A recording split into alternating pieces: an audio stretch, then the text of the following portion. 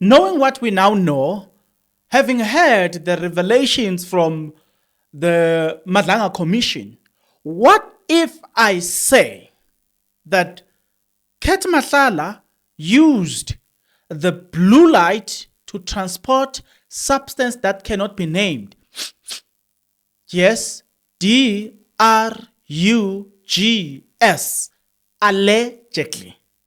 And why am I saying this? I'm saying this because in light of what we've heard from the Madlanga Commission, it is scary because the former Eguruleni is a chief operator. What? He said something that is very scary, guys, in that there are a lot of people who have committed crimes using blue lights.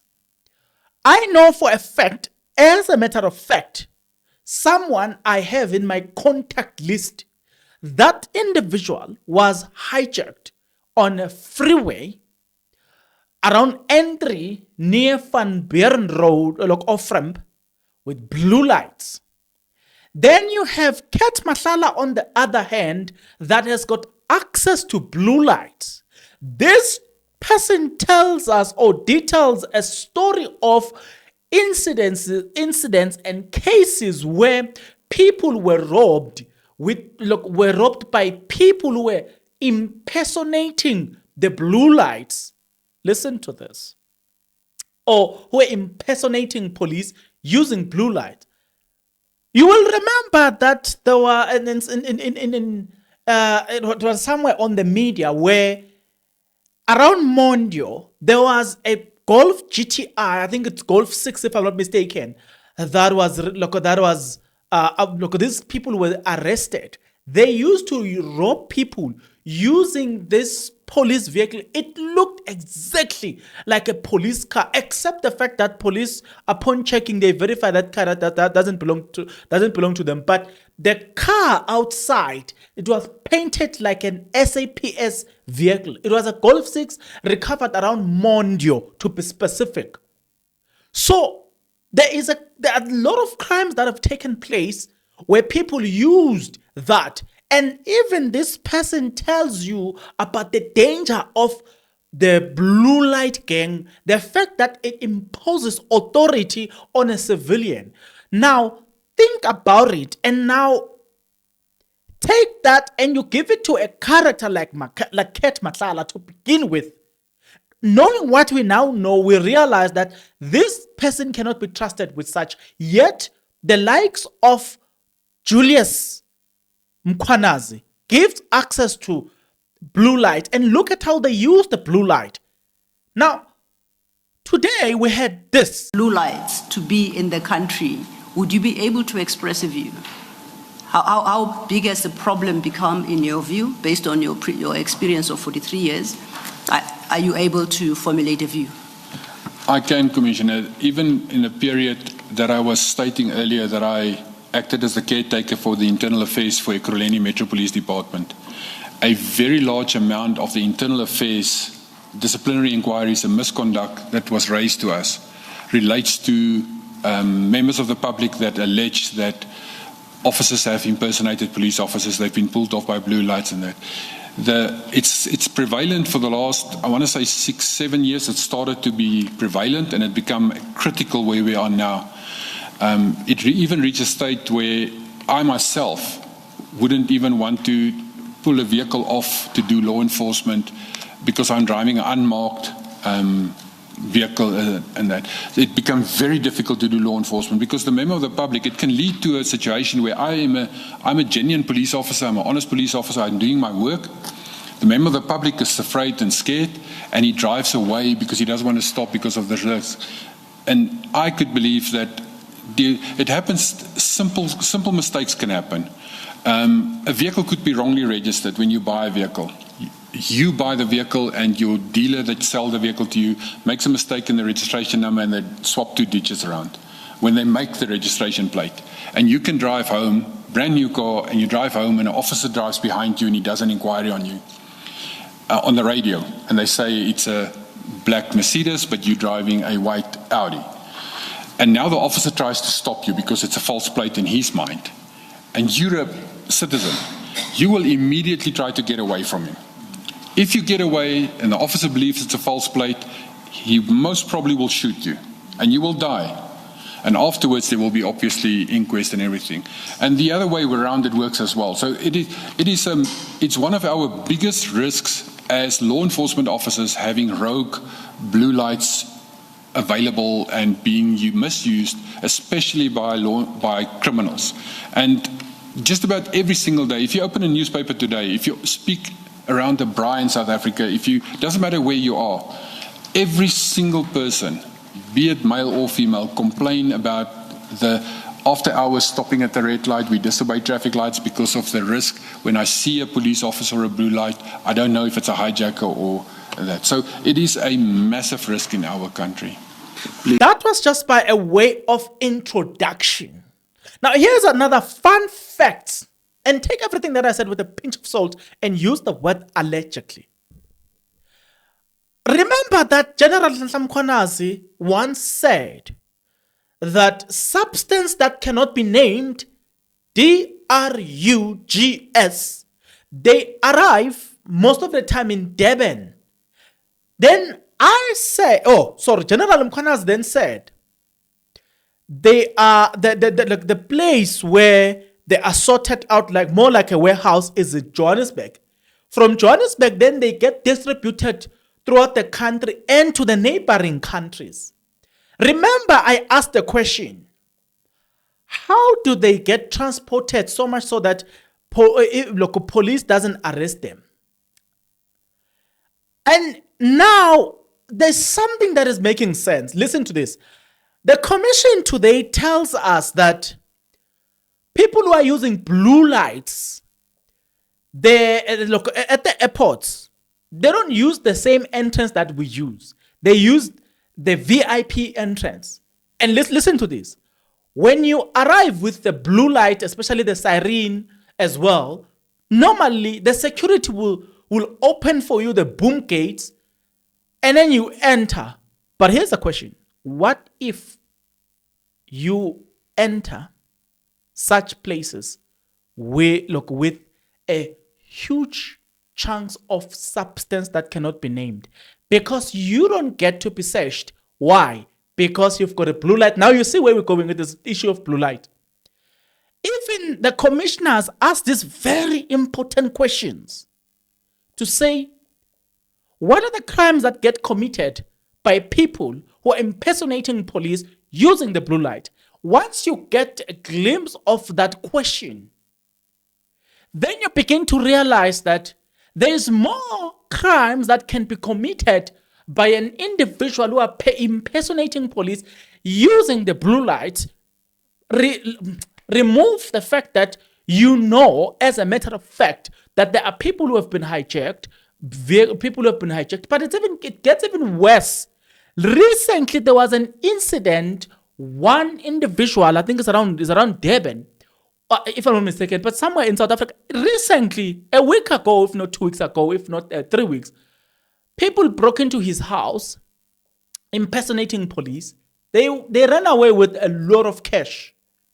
So you see the danger of impersonating police. But in this case, we know that Matlala is not necessarily impersonating police. He has been allegedly given the blue light that this man says not even any security company should have access to blue light, yet Matlala has the access to blue light. They are flaunting, they are doing all these things. They live a lavish lifestyle using the blue light. The question is, how many criminal activities, if there was, that was committed by them because they had access to blue light? Now that you understand where I'm going or where I'm coming from and where I'm going, consider the incidents that involved people who used or who impersonated police officers. Consider the incidents of people who used blue lights to hijack people. Consider the incidents where People broke into other people's homes while impersonating police, came up with blue light and robbed people. Consider such incidents. Consider a lot of them. And say if people have committed criminal activities using blue lights, how much more when you give blue light to a character of Ket Matlala? Now, it makes things worse. Oh, this is what makes things worse. If you profile Matlala and you say, what is his primary thing? Based on the information we have received, he is a member of this cartel that just got 5 people. What is the business of this cartel? They are pushing substances that cannot be named. What are the possibilities that he did not use the blue light to bypass things so he can transport the substance that cannot be named? That's the point that I was underlining here. That's the point that I'm trying to drive in this conversation. Wait. Whilst I'm still thinking about it, because it got me thinking that Julius Mkwanazi committed a serious offense here in that you give blue light to a character that is questionable. Well, we know that Ket Matlala is questionable based on the revelations or the scandals that we have now come to know. We are saying, okay, it might be wrong to give the blue light. It's one conversation, but to a character of this nature, but I'm thinking about Julius himself. We'll get to Julius. Maybe we need to get to Julius. But before we get to Julius, listen to this video. What is the concern, and I'm avoiding to use the word risk, about blue lights being in the hands of private security companies such as this, or even private individuals, that they have vehicles where they are able to use blue lights? Commissioner, and it's maybe I must first state on my own career. I'm 43 years a policeman, and when I started, I first was in South African Police Service, and then in Pretoria Traffic, Benoni Traffic, and then Ekurhuleni Metro Police. When I started as a law enforcement officer in SAPS, it was still high risk, but it was easier to do law enforcement because you could use blue lights in the execution of your duties and the general public would obey it. And there was very, very little issues surrounding that. However, lately it has become just about close to impossible to do law enforcement, irrespective of the day or time. Every single citizen, and that includes me, when I'm after hours and it's off duty, is that I'm afraid of blue lights at night and when someone approaches me from behind. The general public is, because blue lights, there's actually even incidences where there's blue light gangs operating. There's a huge criminal element in the country that use blue lights because they impersonate police officers. There is very well known the groups that operate from the OR Tambo International Airport, following people home, robbing them, and that is the largest risk that we have with the illegal use of blue lights by anyone. It doesn't matter who it is. And then the second risk for that as well is it makes the policeman job close to impossible, because a genuine policeman doesn't know if it's a criminal or not a criminal, and he then gets killed. As a normal policeman, you get killed when you try to stop these vehicles and enforce them. And security officers impersonating police officers is one of our largest risks. The regulation on lights on vehicles actually restricts security companies to have a steady white light with their name in black letters on and strobes in the front, only white lights that they can use. It is a known in the world, it doesn't matter who, in the world is blue lights is law enforcement, red lights is ambulance and paramedics, amber or yellow lights is construction work. And therefore, the misuse and abuse of blue lights has become a really scrounge in our country. And it opens the public open to proper crime being conducted against them. So for all you know, these vehicles with blue lights, the ones that we are talking about now, specific, may well have been used in criminal activities and you wouldn't know. I wouldn't know if those vehicles specifically were used in blue lights, but there has been numerous incidences that I know of where specifically black vehicles and that, but with blue lights fitted, would do robberies, would do truck hijackings, and Sometimes you arrest and it's a genuine policeman or a genuine traffic officer or genuine municipal police officer that is a criminal, but majority of the time it is impersonating police officers using blue lights or impersonating traffic or municipal police officers. Guys, you listen to Julius. Julius, he goes into the Eguruleni as per the testimony of the suspended chief of chief of what? The one who was testifying before the retired guy, this white guy. There was a black guy that testified, and then there was a white guy that closed the day. I think he'll come back on Monday. I'm sorry to distinguish them using the color of their skin, but I'm trying to make a point to say the first guy told us that Julius walks into these people and tell them, this guy, he instruct them that, you know what, you must promote me. I need this position. Everybody gets promoted by other people, but you go around and tell people, promote me. Do you even enjoy that? I'll give an example about it.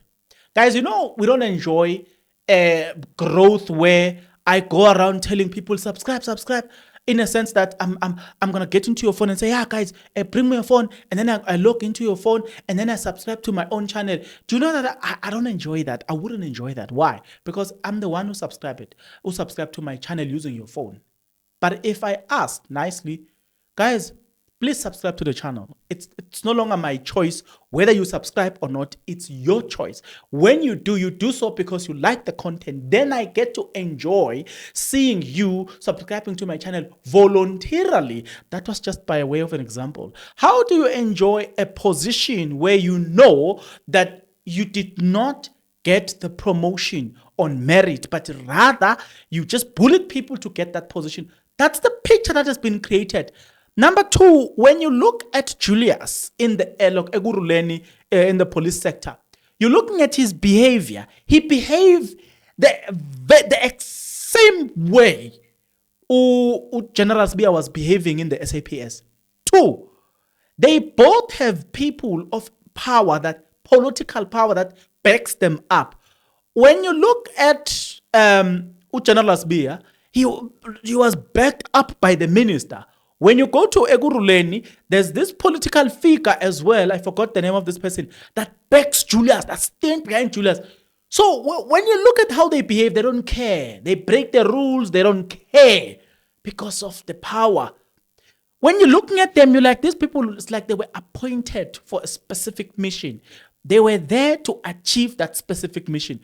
When you listen to the guy who testified in the morning, you get a sense that Eguruleni was literally captured. You touch Julius, you get fired. You touch Julius, you get suspended. You get humiliated. Julius is like a last born. You don't touch my child. Whether my child is wrong or right, it doesn't matter. It doesn't concern you.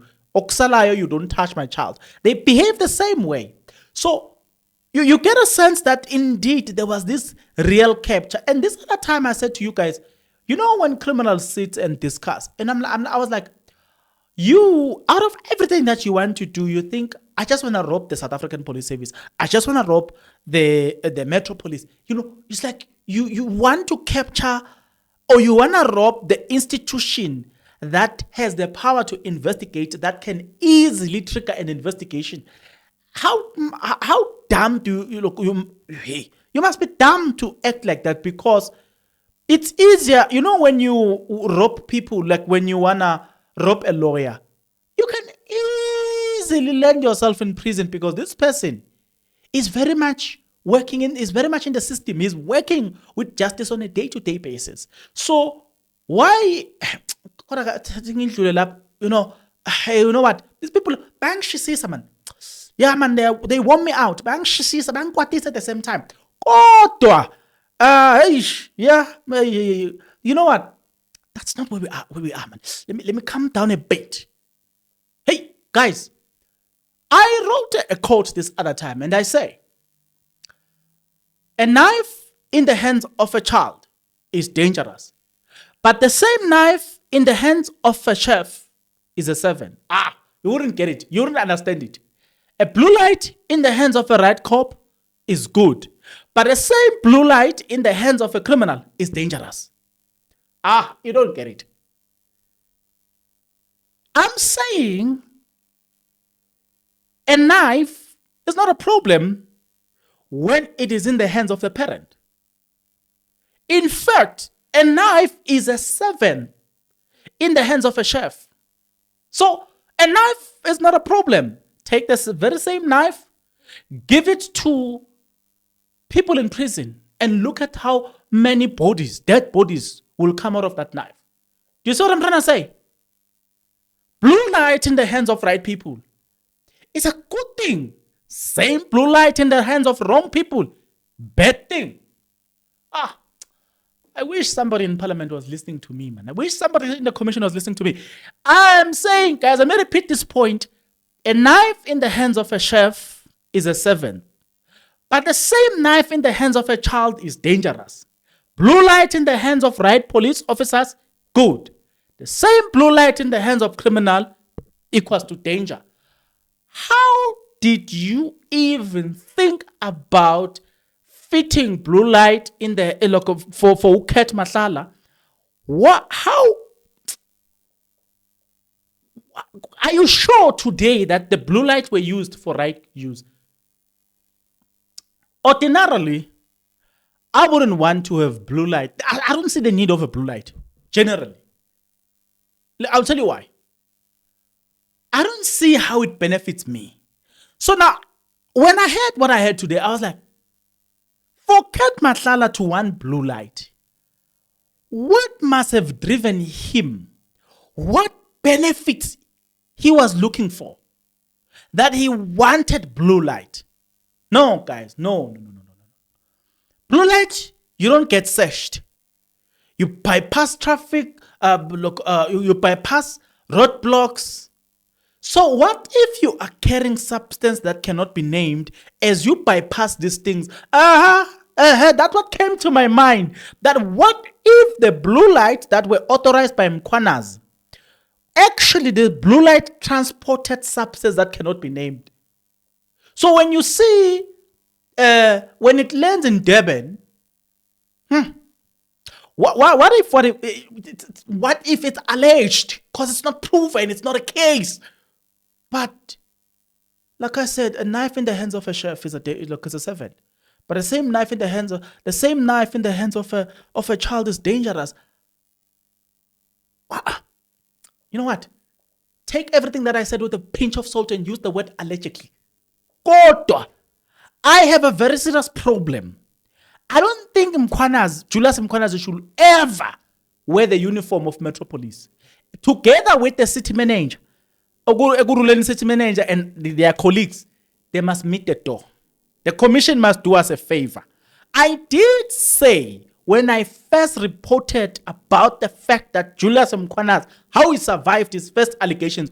Do you remember, if you go back to that video, I said to you guys, my problem is when you suspend him, Julius, because I did a video about it. I said, when you suspend Mkwanas, you must ask yourself a question. The allegations were there. They had that proof. They appointed him back. The problem here is not Mkwanas. I said it in the beginning. The problem here is not Mkwanas. It's the people who doesn't see anything wrong. They are only reacting because General Nhlanhla Mkwanas said what he said. Out of that exposure, now they are reacting. If it wasn't that the Mkwanas will still have his position. So it tells me that the problem here, it's not Mkwanas alone. It's the people that are backing up Mkwanas. Unless otherwise, those people are dealt with and are out of the system, they are most likely to create another Mkwanas. If you get rid of this one, they will create another one because they know how to create another one. They have already tested that. So you need to get rid of the people that protected him from the beginning. You need to go back and say, everybody that sided with him, out. You made the wrong decision. There was this case. You did this knowing that this was wrong. There was a report that was given that this man is facing serious allegation. You absorbed him. In fact, you even promoted him. For that reason, out. You cannot continue to serve in a serious position when you promoted a man who is accused of serious allegation, who is accused of serious things, while wearing a trusted uniform called Metro Police and serving in a senior position. You even made it worse. You insult the people who are honest by promoting a man who has with questionable morals. And because of that, people must be suspended and people must be dismissed. Unless otherwise that is done, the system will continue getting corrupted because those people have benefited from corruption allegedly, and because that has not been dealt with, they are most likely to do it again. Two, the people that needs to be dealt with and removed are the people that were promoted by Mkwanas. All of them out. If they are not out, they must go back to the original position. They were promoted illegally, out, back. Demote them and reduce their salaries too. You don't demote them only, reduce their salaries. You got this position illegally. So if you don't want to pay back the money, just go back to your old position. We will promote people based on merit. So everybody is encouraged to work hard on the system. Black, white, Indian, colored, everybody must get promoted on merit. I don't care. There are white people in the system who are really genuine people. They make genuine mistakes like everybody else. You know what I'm saying? If they are involved in an accident. So we will make a mistake to assume that just because there are white people in the system, therefore we must always promote black people. I don't buy that nonsense. People must be promoted on the basis of their merit.